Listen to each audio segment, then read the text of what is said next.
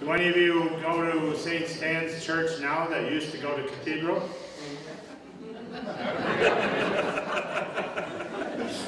Same thing happened in 1894. So just a little more colorful. And Joe is, the last 4 years, been pestering us at the museum routinely. He comes in, likes to take out every record we have, read through everything, and never put his coffee cup away. So in return, we have him do this. He gets a chance to talk. And he's been working, and this was a real bad scandal. When my Uncle Marion was a janitor at Saint Stan's, it was previous to his time, but they still talked about it.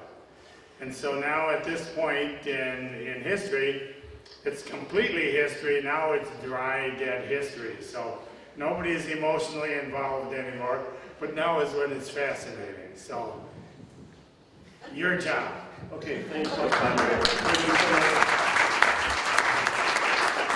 Thank you so much, Father, for everything you have done to make this afternoon possible. You look around here, without Father Paul, it would not happen. I would ask you to give him a hand of applause.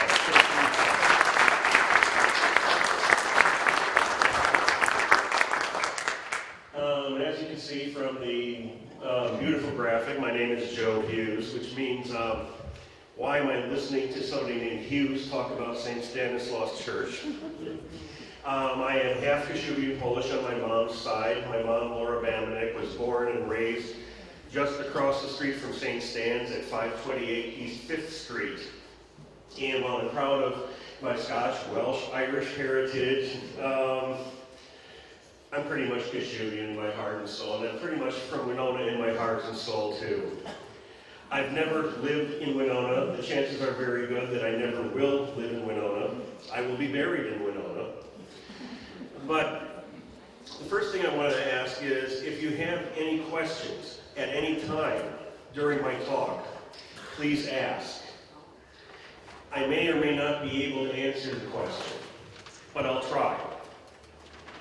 The other thing is that if you are able to answer the question, and when I look around, I see people, Winonans, who have lived here, worshipped at St. Stan's all your lives.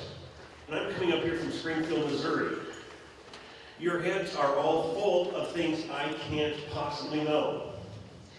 And if you would be so good as to share them, if there's a question I can't answer that you can, please answer it. If there's a story you want to tell that comes up from anything I say, please tell it. Because this is what the museum is all about. This is what the talks like these are all about. Trying to recapture our Kashubian Polish past and preserve it and pass it on. Okay, next slide, please. The last time I gave this talk, I was in St. Paul, Minnesota. I had to do a little bit of explaining to the Polish Genealogical Society about why St. Stan's is so awesome. We all know that St. Stan's is that awesome. It is like an island of peace. It is an island of security, of godliness, a monument to Winona's Kashubian Polish community. As a little kid coming up here with my mom and dad, who were born and raised in Winona, we would come up for every Easter, we would come up for every Christmas. Even as a little tyke, I would walk into this big, huge, beautiful, wonderfully lit, wonderful smelling building and just think, God lives here. I knew also about how the Polish-American community of Winona scrimped and saved and donated their pennies and dimes to make this wonderful basilica happen. That part I knew. What I did not know, and this is what Father was talking about, was there was a time in the history of Saint Stanislaus Kostka Church, now the basilica, where this was just a big hole in the ground. All 4,000 members of Saint Stanislaus Kostka Parish are worshiping on Sundays in the basement of St. John's Bohemian Church, and they can't even agree on signing a contract to pour the foundations of this building without breaking out into fistfights. I'm telling you that the basilica is, in more ways than one, a real miracle. Next, please. One of the things, I guess, that surprised me the most when I would hear these stories about donating pennies and nickels and dimes to have this big, beautiful church built is the importance of the church in Polish and also Kashubian Polish society. These people would do without nicer clothes. These people would do without extra portions of a meal, so their church could be beautiful. This is the 17th century church in Leszno, Poland, where my great-great-grandparents were married. And you'll see it miraculously survived the Second World War. These people would do without because this was the center of their life. The pastor of the church, their priest, was the leader of their community. And the immigrants who came to Winona could not imagine a society without a beautiful church, without a powerful priest, without their religious faith, which explains the enormous sacrifices that Winona's Polish people made to build the basilica. Next, please. And here are just a few shots, mostly for the St. Paul people last month. This is Father's 50th ordination anniversary. I mean, this is Winona. We've all been to Saint Stanislaus. Next. I try to imagine myself as a 5 or 6 year old kid getting to sit up in the balcony in its full, and the music is playing and the incense is burning. This is as close as I could come, but this is really a big deal. Next, please. Okay, sorry for the blurry map. This is the history part of the lecture. There will not be a test, because if there were, I'd have to grade it, and that would be awful. Let's see here. I have this handy pointer stick that Louise fixed up for me. Up here around the city of Gdańsk, you will see the Kashubian region.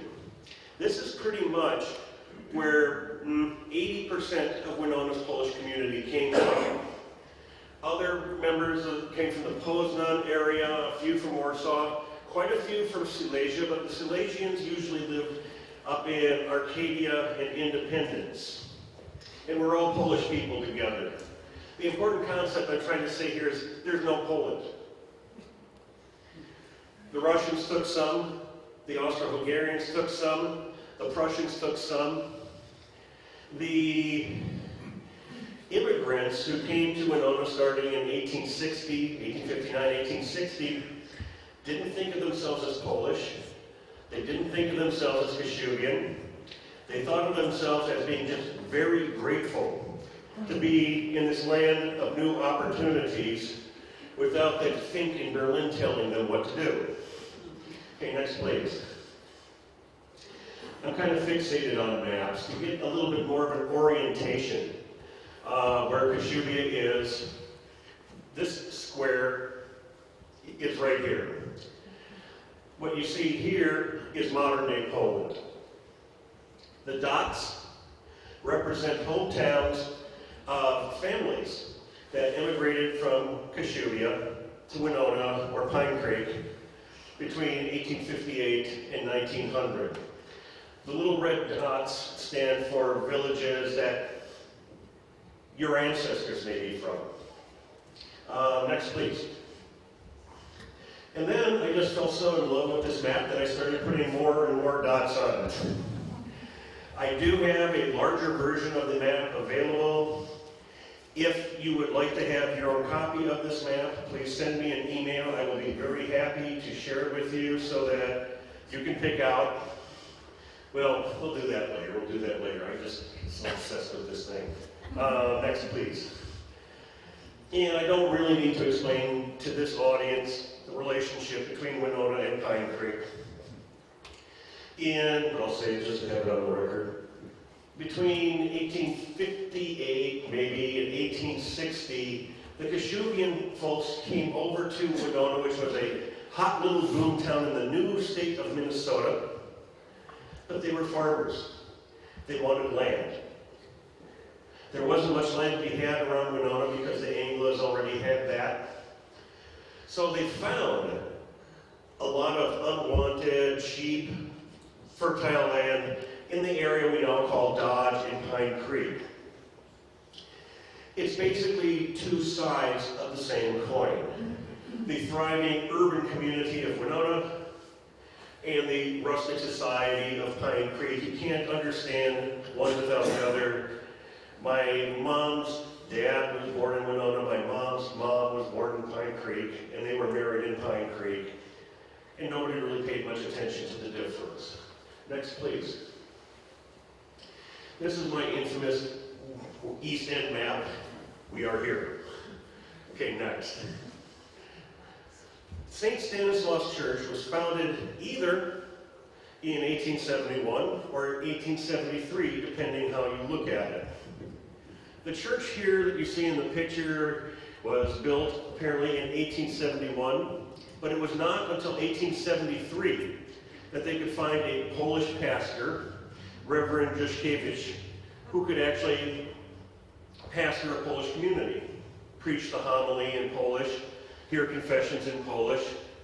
So depending on how they feel about it at St. Stan's, they count their history from either 1871 or 1873. Nobody here was alive back then. It doesn't make much difference to me. They did build onto the building as the church, as the community got larger. But as you can see, this is a pretty small church to start out with. It's not going to serve 4,000 people. Next, please. I want to introduce you to 5 important personalities who are going to figure in this talk this afternoon. Reverend Jan Romuald Dyszewski was a Kashubian from Karwia, Poland, who became the first long-term pastor of Saint Stanislaus. He was a kind and gentle and caring man who was not only the pastor of the parish, he was the leader of Winona's Polish community for his 15 years here. The next character, Jan Hieronym Nerdowski, was the human libel machine. He was the editor of the Polish newspaper Wiarus. He could alienate everybody in Winona. He had people taking the train up from Chicago to sue him. And he could change his mind. He was also the first published Kashubian poet. And he is buried in St. Mary's Cemetery. Reverend Cotter, first bishop of the Diocese of Winona, named after, the high school is named after him. Father Kowalski, pastor of St. Stanislaus, 1894 to 1932. He's going to come in about 17 minutes wearing a white hat and save the entire situation. 17 minutes and 14 seconds. And finally, Jan Baltasar Bambenek. My mom's last name was pronounced Bambenek, but the real pronunciation, the Polish pronunciation, is Bambenek, who was the chair of the Winona County Commission. He was also the city water engineer for many, many years. And, well, let's show some pictures. Next, please. Here's Father Dyszewski, kindly, saintly man whose only known vice was smoking 5-cent cigars. And 5-cent cigars, back in 1875, was a pretty big deal. And he was not only a great priest, he was not only a great leader for Winona's Polish community, he was also a leader in the Polish-American community of the entire United States. Next, please. This guy just looks like trouble. He's the token Irishman in the bunch. And of course, he's the boss. Next.